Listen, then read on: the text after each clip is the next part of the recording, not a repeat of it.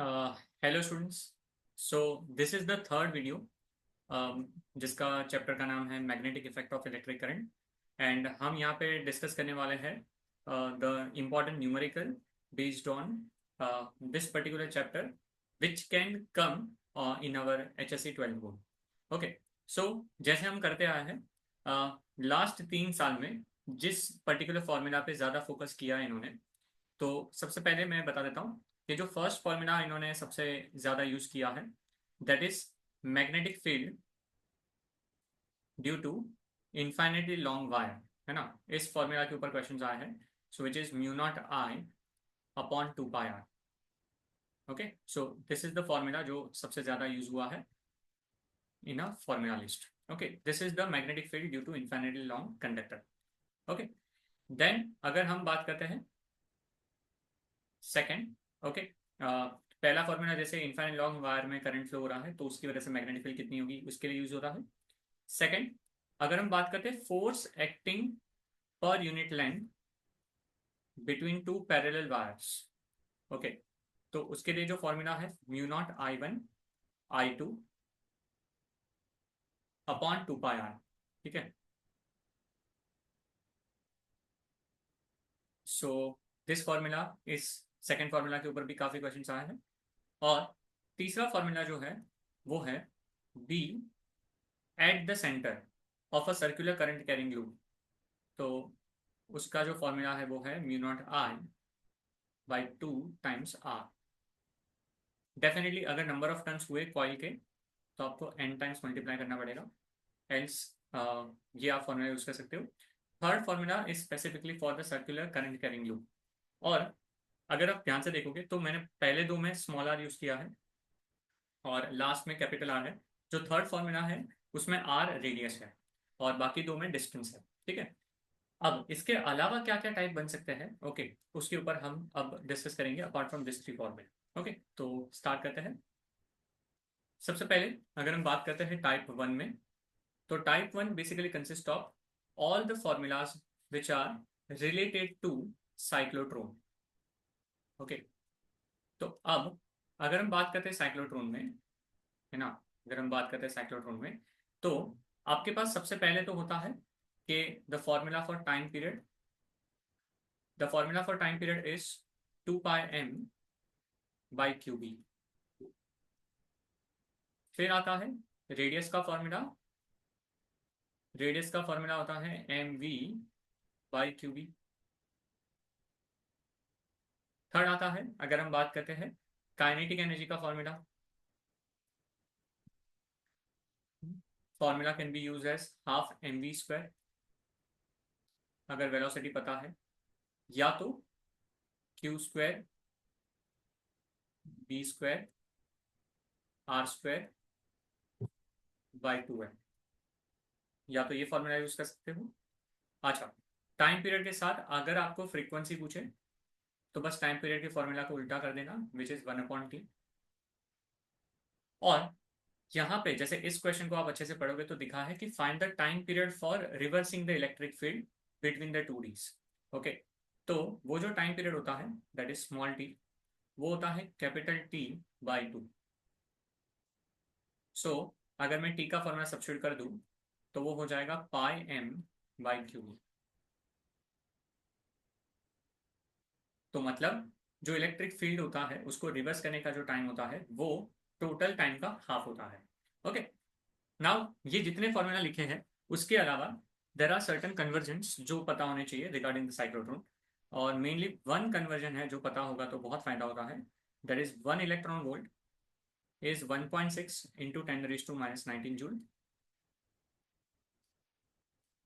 और 1 kilo electron volt, अगर kilo electron volt हुआ तो यही को तुम 10⁻³ से मल्टीप्लाई कर दोगे तो 10⁻⁻16 हो जाएगा।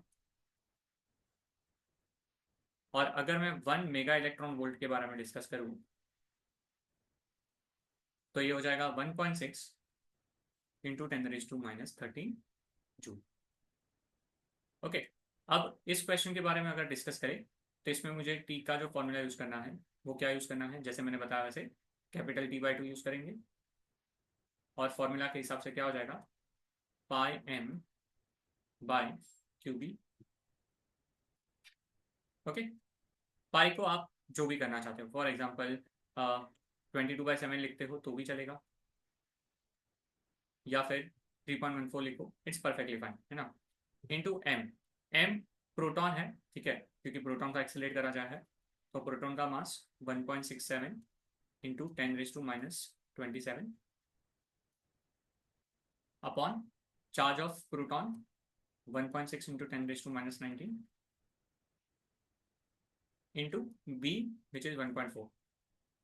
ओके, 10 की पावर को अलग कर दो और बाकी सबको आप सॉल्व करो। आप लॉग से भी सॉल्व कर सकते हो, ठीक है। अप्रोक्सीमेटली आंसर निकालना इसका काफ़ी इजी है, अगर आप 1.6 और 1.6 को कट कर दो तो। हेंस आपको लॉग से करना पड़ेगा। लॉग के लिए जैसे मैंने आपको पहले बताया था कि आपका जो लॉग का हम लोगों ने एक वीडियो बनाया है हमारी फिजिक्स टीम में, वो आप एक बार देख सकते हो, जिसमें लॉग कैलकुलेशन कैसे करना वो हमने सिखाया है, ठीक है। Find out and you will get the answer, ठीक है। चलो आगे बढ़ते हैं। दिस इज सेम टाइप, और मैंने आई थिंक सब चीज़ें बता दी है। मैं अगेन यहाँ पे सिर्फ आपको बता देता हूँ क्या बोला है, कि आपके पास यहाँ पे स्पीड दिया है, मैग्नेटिक फील्ड दिया है, और पूछा है what is the radius of the path, what will be the frequency, and what is the energy in kilo electron volt, बराबर। तो जब बात कर रहे हैं रेडियस के बारे में बेटा, तो रेडियस के लिए मैंने बताया था वैसे हमें यूज करना पड़ेगा mv/qv बेटा, और इलेक्ट्रॉन का मास जैसे जैसे इसमें दिया हुआ है, चार्ज ये भी दिया हुआ है। अच्छा, बच्चों को ये डाउट है कि सर पहले में जैसे मास ऑफ प्रोटॉन नहीं दिया था, वो कैसे पता चलेगा। So you should not worry, board आपको स्टार्टिंग में सारे कांस्टेंट की वैल्यू दे देता है, ठीक है, तो आपको उससे पता चल जाएगा। Use this formula to calculate the radius of the electron. अच्छा, एक चीज यार याद रखो, जब हम यहाँ पे कोई क्वेश्चन डिस्कस कर रहे हैं, और मान लो मैं हूँ, मोहित सर है, अमन सर है, हमारे जो भी हमारी टीम है, अगर वो एंड तक हम नहीं जा रहे हैं, दैट डज नॉट मीन कि आप भी इसको एंड तक सॉल्व नहीं कर रहे हो, ठीक है। आपका कॉन्फिडेंस तभी आएगा एग्जाम के अंदर जब आप पहले से कैलकुलेशन खुद से करे हुए हो, लॉग अप्लाई किया हुआ है और आपका आंसर आया है जो मैच कर रहा है आपके टेक्स्ट बुक के आंसर के साथ, ठीक है। नेक्स्ट, रेडियस के साथ फ्रीक्वेंसी। ओके, फ्रीक्वेंसी का फॉर्मूला हो जाएगा qb/2π, that is the reciprocal of time period, ठीक है। आई थिंक ये भी हो जाएगा। और एनर्जी पूछा है, एनर्जी किस में, तो काइनेटिक एनर्जी का फॉर्मूला क्या यूज करोगे बेटा, so half into mass of electron which is 9.1 into 10⁻⁻31 into velocity का square. Okay, don't use q²v²r²/2m, वो ज्यादा कॉम्प्लिकेट हो जाएगा ना। हाफ एम स्क्वायर से आंसर आ जाएगा क्योंकि वेलोसिटी दी है। तो कितना दिया है, 3.2 इंटू 10⁻⁷, और हमें इसका क्या करना पड़ेगा, स्क्वायर करना पड़ेगा। अच्छा, डिवाइड करेंगे, क्योंकि मुझे आंसर किस में चाहिए बेटा, 1 किलो इलेक्ट्रॉन वोल्ट में। तो अगर आप इसको ऐसे ही छोड़ दो तो आंसर जूल में आएगा, और फिर इसको लास्ट में डिवाइड करना पड़ेगा, तो रादर देन लास्ट में अभी डिवाइड कर दो 1.6 इंटू 10⁻⁻16 के साथ। अगर आप अभी डिवाइड करोगे तो ये आंसर डायरेक्टली आपका किलो इलेक्ट्रॉन वोल्ट में। समझा। ये कैलकुलेशन करना काफी आसान है, ठीक है। Please do that and you will get the answer. Okay, next, this is type 2, ठीक है। And what is the type 2? Type 2 is basically force acting, okay, force acting on a current carrying wire, ठीक है, force acting on a current carrying wire kept in a uniform magnetic field। अच्छा, तो अब यहाँ पे ना type 2 के साथ मैं और एक चीज आपको बताना चाहता हूँ कि लॉरेंस फोर्स करके एक चीज होती है, जो होता है QE plus QV cross B।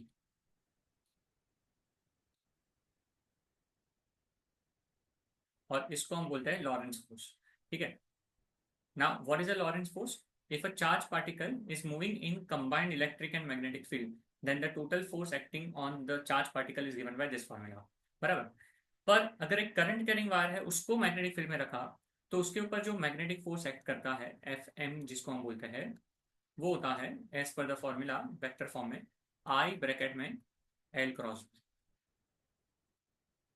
अगर करंट कैरिंग वायर स्ट्रेट है तो ये फॉर्मूला, अगर करंट कैरिंग वायर स्ट्रेट ना होके कोई रैंडम शिफ्ट का हुआ तो आई ब्रैकेट में एल इफेक्टिव क्रॉस बी होता है, where effective is the shortest distance between 2 points. Okay, और अगर क्लोज्ड वायर हुआ तो आपका force on current carrying wire 0 हो जाता है। ठीक है, अगेन ये सारी चीजें आपकी टेक्स्ट बुक में दी गई है। ओके, पर सबसे ज्यादा अगर यूज हो सकता है तो ये फॉर्मूला यूज हो सकता है। तो यहाँ पे बोला गया है कि एक मास है वायर का और एक लेंथ है, it is to be levitated using a current of 1 ampere flowing through it and a perpendicular magnetic field in a horizontal direction, what must be the magnet of P. अच्छा, तो यहाँ पे जो word use हुआ है levitated, मतलब है कि ये हवा में है ना, सस्पेंडेड है। दैट मीन्स ये इक्विलिब्रियम में है तो उसके ऊपर का अपवर्ड फोर्स और डाउनवर्ड फोर्स सेम है। सो लेट अस से अपवर्ड फोर्स उसका मैग्नेटिक फोर्स है मैग्नीट्यूड वाइज, और जो डाउनवर्ड फोर्स है वो उसका वेट है। ठीक है, और क्योंकि मैग्नेटिक फील्ड परपेंडिकुलर है मतलब सिचुएशन में, तो साइन थीटा जो होगा बेटा वो 90 होगा, मतलब थीटा 90 होगा तो साइन थीटा की वैल्यू 1 होगी। सो मैग्नेटिक फोर्स के लिए मैं यूज करूंगा आई इंटू एल इंटू बी, और यहाँ पे मैं यूज कर दूंगा एम इंटू जी। ना आई की वैल्यू कितनी दी है, तो आई की वैल्यू 1 दी गई है। ओके, लेंथ की वैल्यू भी 1 दी गई है। बी जो है वो ढूंढना है बेटा। ओके, एम जो है वो मेरे पास है 20 ग्राम, केजी में कन्वर्ट करने के लिए 10⁻³ करेंगे। और जी या तो 10 लो या 9.8 लो, नहीं दिया तो बेटर होता है 9.8 लेना। So if you multiply 9.8 into 2, ठीक है, so I think it is going to be 19.6 into 10⁻²। ये 10 को मैंने इसके साथ ले लिया, टेस्ला आपको बुलानी है। सो बी का आंसर याद रहेगा। हाँ, इसको फिर आप अलग अलग फॉर्म में लिखो, मतलब डेसिमल को आगे लेफ्ट कहीं पे शिफ्ट करना है, that's up to you, but ये आंसर भी लिखोगे तो आपको पूरे मार्क्स मिल जाएंगे। ओके, सो आई थिंक काफी सिंपल क्वेश्चन। ठीक है, पर हाँ जैसे देखो रिप्रेजेंटेशन कैसे है, given to find formula calculation वैसे ही आपको करना चाहिए। ओके, आगे बढ़ते हैं। Next, this is the type 3, और type 3 basically deals with the principle of moving coil galvanometer. That is moving coil galvanometer के ऊपर कौन सा प्रिंसिपल यूज होता है एमसीजी में, तो उसमें होता है कि आपका जो डिफ्लेक्टिंग टॉर्क होता है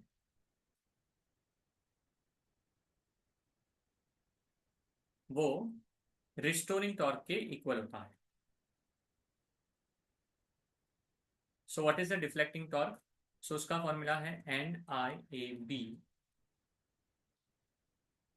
फिर साइन थीटा होता है, पर क्योंकि रेडियल मैग्नेटिक फील्ड होती है ना तो थीटा 90 बन के वो चला जाता है। So NIAB is equal to restoring torque होता है K5। अच्छा, ये जो K होता है बेटा, इसको टॉर्सनल कांस्टेंट बोलते हैं, ट्विस्ट कांस्टेंट बोलते हैं, रिस्टोरिंग टॉर्क कांस्टेंट बोलते हैं, बहुत नाम है। ठीक है, सो टेंशन नहीं लेना है। अच्छा, इस क्वेश्चन के हिसाब से देखें तो हमें करंट फाइंड करना है। ठीक है, मतलब फॉर्मूला ये यूज करेंगे, ये वाला, बट हमें क्या चाहिए, करंट चाहिए, बराबर। तो करंट चाहिए, सो आई क्या हो जाएगा, अगर आई देखे तो ये हो जाना चाहिए K5/NAB। सो वैल्यू सब्स्टिट्यूट करना चालू करते हैं। के जो है वो आपका टॉर्सनल कांस्टेंट है 1.5 इंटू 10⁻⁻⁹। अच्छा, यूनिट देखो बेटा, यूनिट लिखा है न्यूटन मीटर पर डिग्री। क्योंकि ये डिग्री लिखा है इसलिए एंगल या डेविएशन या डिफ्लेक्शन ये जो दिया है उसको भी डिग्री में ही रखो, सो दैट यूनिट कट होगा, तो ये 30 रखो। अच्छा, ये होता न्यूटन मीटर पर रेडियन, पर डिफ्लेक्शन 30 डिग्री देते, तो 30 डिग्री को कन्वर्ट करते रेडियन में और वो लिखते π/6। ठीक है, सो डिपेंड करता है कि आपको क्या दिया हुआ है, अपॉन एन। एन कितना दिया है, number of turns 50, area 5 × 3 15, centimetre का स्क्वायर तो 10⁻⁻⁴, बी 0.05। हाँ, इसके आगे मैं सॉल्व नहीं कर रहा, बट आई थिंक आपको समझ में आ गया है कि हाँ काफी डुएबल कैलकुलेशन, काफी सिंपल कैलकुलेशन। ओके, और वेरी इजी क्वेश्चन, अगेन नहीं पूछा गया है तो वेरी हाई चांस कि इस साल ये क्वेश्चन या इसके पहले जो मैंने करवाया उसके ऊपर क्वेश्चन डेफिनेटली आ सकता है। ठीक है, सो प्लीज करके जाना ये क्वेश्चन को। ठीक है, आगे बढ़ते हैं। नेक्स्ट, अगर हम बात करते हैं टाइप 3 के बाद, टाइप 4 पे। नाउ टाइप 4 में यहाँ पे आपके पास बायट-सैवर्ट्स लॉ के एप्लीकेशन स्टार्ट हो जाते हैं। तो ये जो है वो है B due to infinitely long straight current carrying wire, जो मैं एक्चुअली बोल चुका हूँ कि ये पूछा भी गया है। फॉर्मूला है mu naught I by 2 pi R. Okay, यहाँ पे दिया हुआ है बी कितना है बेटा। सो बी दिया है हमारे पास 16 माइक्रो टेस्ला, फिर हो जाएगा 10⁻⁻6। म्यू नॉट की वैल्यू हो जाएगी 4 पाई इंटू 10⁻⁻7। अगेन ये वैल्यू देते हैं वो लोग। What must be the current, तो आई हमारे पास ढूंढना है। 2 पाई 2 पाई ही रहेगा बेटा। आर जो है वो डिस्टेंस है, जो हो जाएगा 2.4 इंटू 10⁻²। ठीक है, सो आई ढूंढ सकते हो, आंसर आपका एम्पियर में आएगा। Do not forget to write the units, because units आपके हाफ मार्क कंसिस्ट करता है। 2 मार्क हो या 3 मार्क हो, आधा मार्क यूनिट का होता है। यूनिट लिखना भूल गए, भले क्वेश्चन करेक्ट है, पर आपको लास्ट में 1.5 मिलेंगे। ठीक है, सो इसका कैलकुलेशन काफी इजी है, आप कर सकते हो। ठीक है, चलो आगे बढ़ते हैं। टाइप 4 के बाद हम चलते हैं टाइप 5 के ऊपर। जैसे टाइप 4 आ चुकी है वैसे टाइप 5 भी आ चुकी है। That is nothing but the force पर unit length between two parallel wires. I think ये क्वेश्चन का फॉर्मूला मैं डिस्कस कर चुका हूँ, और साथ में वेरी इंपॉर्टेंट, अगर आपको सबको याद होगा बेटा, मैं जब लॉग का वीडियो जिसने भी देखा है मैंने यही चीज़ों को लिया था। सो मैं यहाँ पे भी current of equal magnitude flows through the two long parallel wires having a separation of 1.35 if the force per unit length on each wire is 4.76 into 10⁻²। so substitute करते हैं 4.6 into 10⁻²। म्यू नॉट की value substitute करते हैं 4 pi into 10⁻⁷। I1 I2 दोनों same है, तो let's say आई कर देते हैं I² अपॉन 2 पाई। आर के बदले क्या सब्सिट्यूट करेंगे, 1.35 इंटू 10⁻⁻। याद रखना है I1 इज इक्वल टू क्या है, I2 इज इक्वल टू क्या है। इसको सॉल्व करेंगे, पर इसको सॉल्व करते वक्त एक चीज का ध्यान देंगे। यहाँ पे आपके पास, ठीक है, रूट का टर्म आएगा, और रूट का टर्म आएगा तो आपको याद रखना है कि इसमें लॉग अप्लाई करना पड़ेगा डेफिनेटली। तो प्लीज ये क्वेश्चन को करना है, इसीलिए इसके 3 मार्क है। वरना क्वेश्चन के अगर नंबर ईजी होते तो 3 मार्क का कोई क्वेश्चन का मतलब ही नहीं है ना।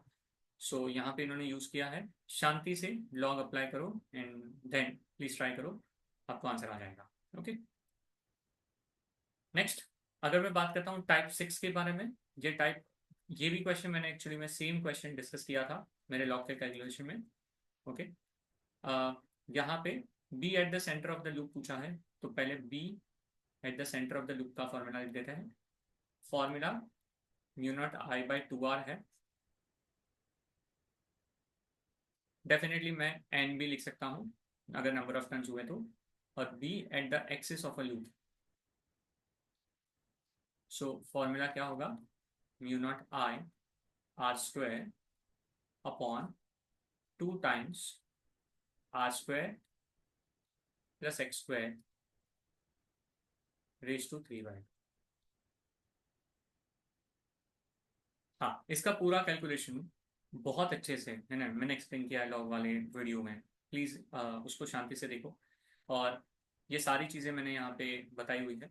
रेडियस आपका 9.7 सेंटीमीटर है, आई तुम्हारा 2.3 है, और at a distance of 9.7 centimetre from the centre बोला, मतलब एक्स 9.7 है। चाहिए तो मैं आपको डेटा लिख के दे देता हूँ। आर आपका 9.7 सेंटीमीटर होगा बेटा, जो आई है वो 2.3 एम्पियर है, और x जो है वो 9.7 सेंटीमीटर है। Okay, that's it. Please substitute this value and you should get the answer. Okay, definitely इसमें लॉग कैलकुलेशन काफ़ी अच्छा है, ठीक है, पर you can definitely do that. Okay, शांति से करो, हो जाना चाहिए। Next, after completing the type 6, we should move with the next type, that is a type 7।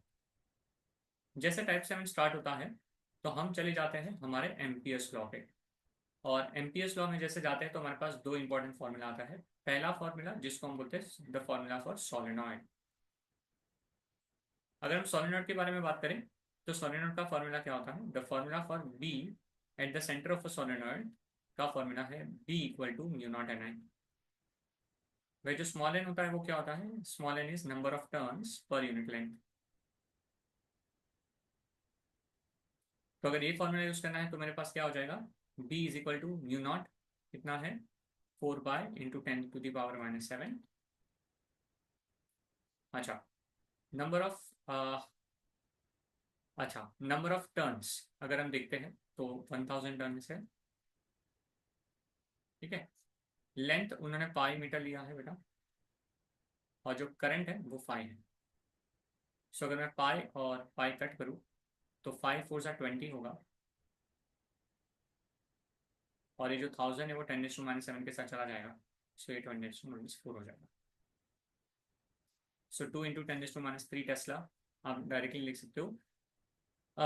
Very simple, very simple, definitely can be asked, okay. और काफी logical भी। तो डायमीटर का इसमें कोई काम नहीं है, ठीक है, डायमीटर का इसमें कोई काम नहीं है।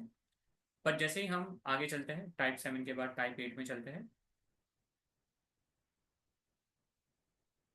ये आपका एम्पियर का लास्ट पार्ट है, और ये मेनली डील करता है सोलेनॉइड के बाद के टर्म को, जो है आपका टोरॉइड।